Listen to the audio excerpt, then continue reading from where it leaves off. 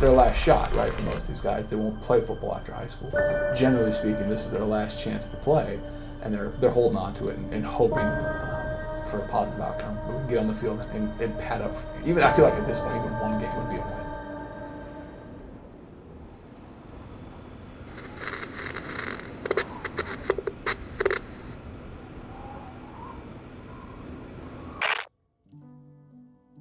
The guidelines the state put out this week would only allow some popular sports like football and basketball in areas that reach the orange and yellow tiers. How likely do you think that is to happen by the end of the school year? I kind of convinced myself that we weren't going to play this year. And so just the fact that we're actually practicing and are 95% sure we're going to play. During COVID when they weren't practicing, he was lazy. He only wanted to binge watch shows. But the minute he got a ball in his hand and got to play with his friends, teammates, or go to camps, the light in his eyes was completely different when he walked in the door after he got to play. For many of the student athletes in this crowd, playing a sport isn't just a game, it's a way of life. Life basically just stopped for me, and so that was pretty heartbreaking. Parents in support of this Let Them Play movement say they understand the risks of coronavirus, but say the benefits of their kids playing far outweigh the risk.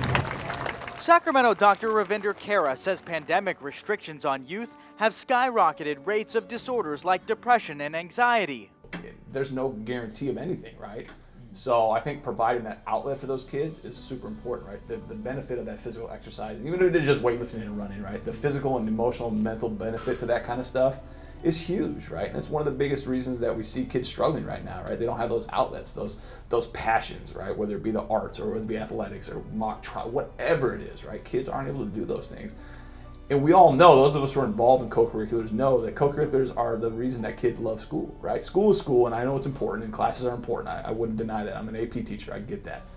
But this is what kids love, right? This is what they love being here, is being part of these programs that we offer and the lessons and the experiences they get from those programs.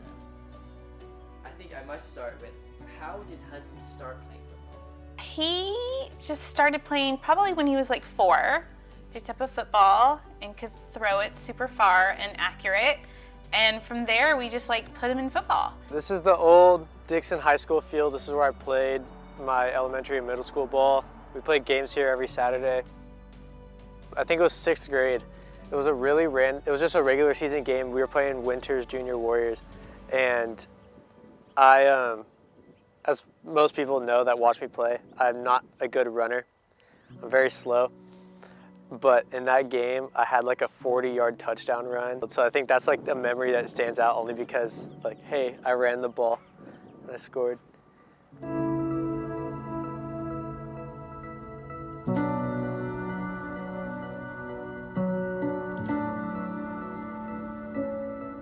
I measured that, 5 seconds left. We're down by 3. I take the snap and I break out of a sack and I roll out and I find a receiver downfield and I throw it and then I get hit as I throw, and when I get back up I see that we scored and won the game. That's the dream play right there. We were here as soon as we could be, and we started with some outdoor conditioning and weightlifting. We were bringing equipment outside, doing some light running and as much lifting as we could in with the restrictions that we had.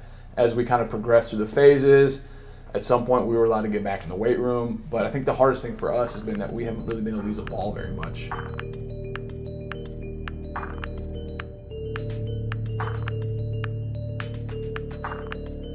Regions where the ICU capacity is falling below 15%, we are now mandating that we are implementing a stay-at-home order for 3 weeks. And we shut athletics down across the board for, I think it was close to a month before we came back out and started practicing again.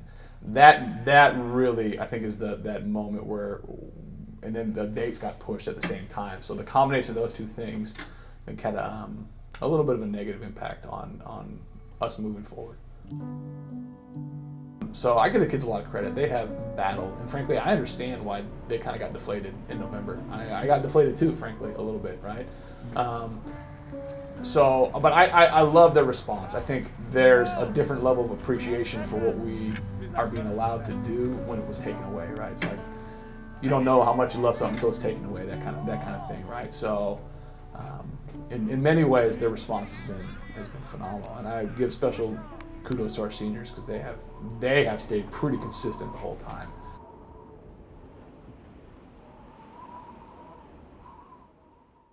We are now confident with new guidelines that we're publishing today that we could get youth sports moving again in the state of California. And so there are components in our reopening plan for youth sports. All youth sports will soon be allowed in California, outdoors and indoors. But what are the new rules? It's just a distraction from, an insane year. It's something that seems a little bit normal. When you go to a store, when you go to school, nothing about it is normal. When you get out there and practice with your friends, it's real.